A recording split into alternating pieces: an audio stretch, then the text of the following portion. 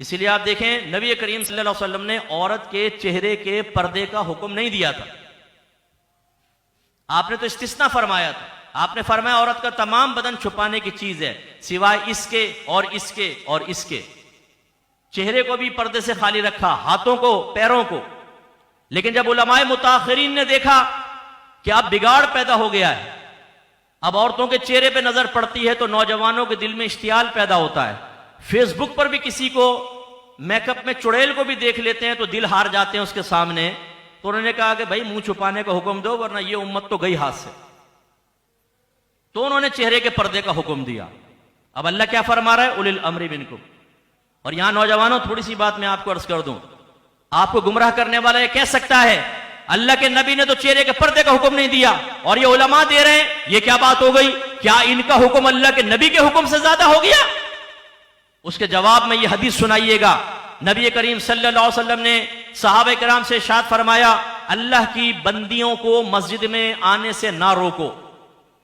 सरकार के दौर में औरतें मस्जिद में आके नमाज, जुमा, ईदैन सरकार के साथ पढ़ती थी।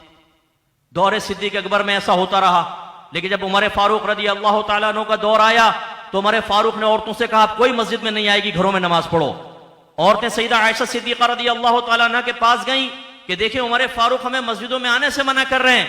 मेरी वालिदा सईदा आयशा तय्यबा ताहिरा सिद्दीका मुज्तहिदा आलिमा, बहुत बड़ी फकीहा, हमारी वालिदा ने इरशाद फरमाया, उमर ने सही कहा है। अगर मेरे सरताज आज यहां मौजूद होते और जिस तरह जीनत इख्तियार करके औरतें अपने घर से बाहर निकल रही हैं आप भी मुलाहिजा कर लेते तो मेरे सरताज भी औरतों को मस्जिद में आने से रोक देते। नौजवानों समझ में आया? बज़ाहिर अल्लाह के नबी क्या फरमा रहे हैं, औरतों को मस्जिद में आने दो। उमर फारूक क्या कह रहे हैं, नहीं आने देंगे। बज़ाहिर टकराव है, लेकिन आपकी वालिदा ने मसला सॉल्व कर दिया कि कौलों के टकराव को ना देखो, सरकार का कौल अपनी जगह, लेकिन मिजाज रसूल को देखो, सोचे रसूल को देखो, फिक्रे रसूल को देखो। अगर मेरे हबीब आज यहां पर होते और औरतों के फैशन देखते, मेरे आका भी मना फरमा देते। ये उसूल है। लिहाजा मेरे आका ने अपने जमाने में औरतों के चेहरे का इस्तिस्ना फरमाया, क्योंकि आप उस जमाने के जो आवारागर्द शुआरा हैं, जो जमाने जहलियत कहते हैं, उनके शेर देखें। अरब लोग औरत के जिस्म को देखते थे, चेहरे को नहीं। तो उनके अशार में उनके जिस्मों के औसाफ बयान हुए, उनके ऊपर शेर के शेर लिख दिए गए। चेहरे को वो नहीं इतने केयर करते। और हमारे दौर में कोई बुरके वाली भी जा रही हो ना, सिर्फ आंखें भी नजर आ रही हूं, तो भाई अपनी निगाहों की हिफाजत में उसको घर तक छोड़कर आता है, इस उम्मीद पे शायद कभी ये थोड़ा सा ढलक जाए तो जियारत हो जाए। यूं देखेंगे, यूं, तो भाई तुझे नजर क्या आ रहा है बुरके के अंदर? लेकिन ट्रक खत्म हो ना तब बात है ना, ट्रक ही खत्म नहीं होती। और अपनी बहन को कोई जरा देख ले तो आंखें निकालने के, क्या देख रहा है, मेरी बहन को देखता है, इधर तेरी आंखें फोड़ देता हूं। तो दूसरे की बहन बहन नहीं है।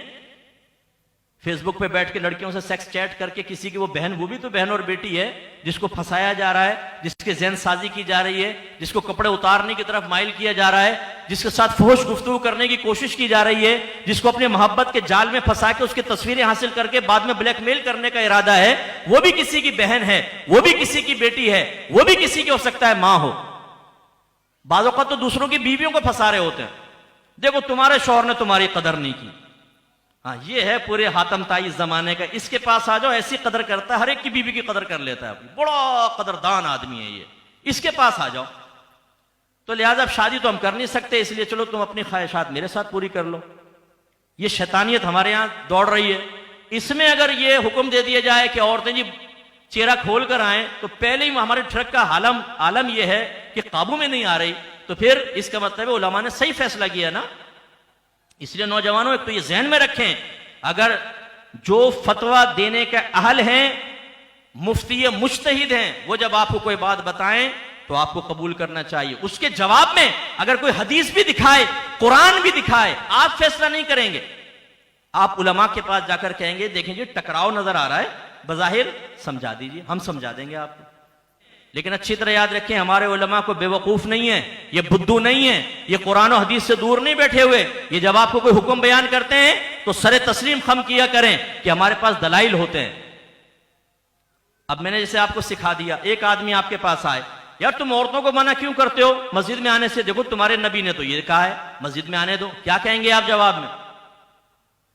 तो वही जो सईदा आयशा ने फरमाया, भाई हमारी वालदा ने फरमाया, अब वो कहे इसका मतलब है तुम्हारी वालदा ने नबी करीम की मुखालफत की, फिर क्या समझाएंगे आप? जवाब देंगे ना, ये मुखालफत नहीं है, मिजाज रसूल की मुआफकत है। और फिर आप आखिर में जुमला कहेंगे कि बेटा ये तुम्हारे बस की बात नहीं, इल्म, जाओ गुल्ली डंडा खेलो, शावर निकलो, कंचे लो और जाके खेलो, ये तुम्हारे बस की बात नहीं है इल्मी गहराइयों में पढ़ना। उनको आराम से साइड में कर दीजिएगा।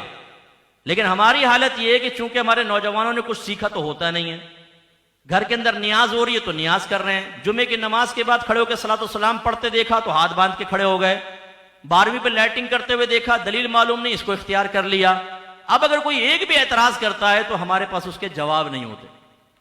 अच्छा, जवाब ना होने में हम अपना निकम्मापन महसूस नहीं करते कि हमने सीखा क्यों नहीं, हम अपने मसलक और मजहब के बारे में शुकूक में मुब्तला हो जाते हैं, हाँ यार हमारा मसलक ठीक नहीं है। अरे भाई, सीखा आपने नहीं, दलील कभी आपने नहीं देखी, तो कैसे आप कह सकते हैं? इसलिए याद रखें कि उलमा से, उलमाए हक्का से अपना राब्ता मजबूत रखें। हम जो आपको बात कहेंगे बिल्कुल परफेक्ट होगी, कुरान और हदीस के मुताबिक होगी। हत्ता कि अगर कुरान और हदीस बज़ाहिर खिलाफ नजर आ रहा होगा, हम उसमें भी आपको समझा देंगे कि असल में मुखालफत नहीं है, ये मुताबकत ही है, ये मुआफ़क़त ही है, आपको समझ में नहीं आ रही।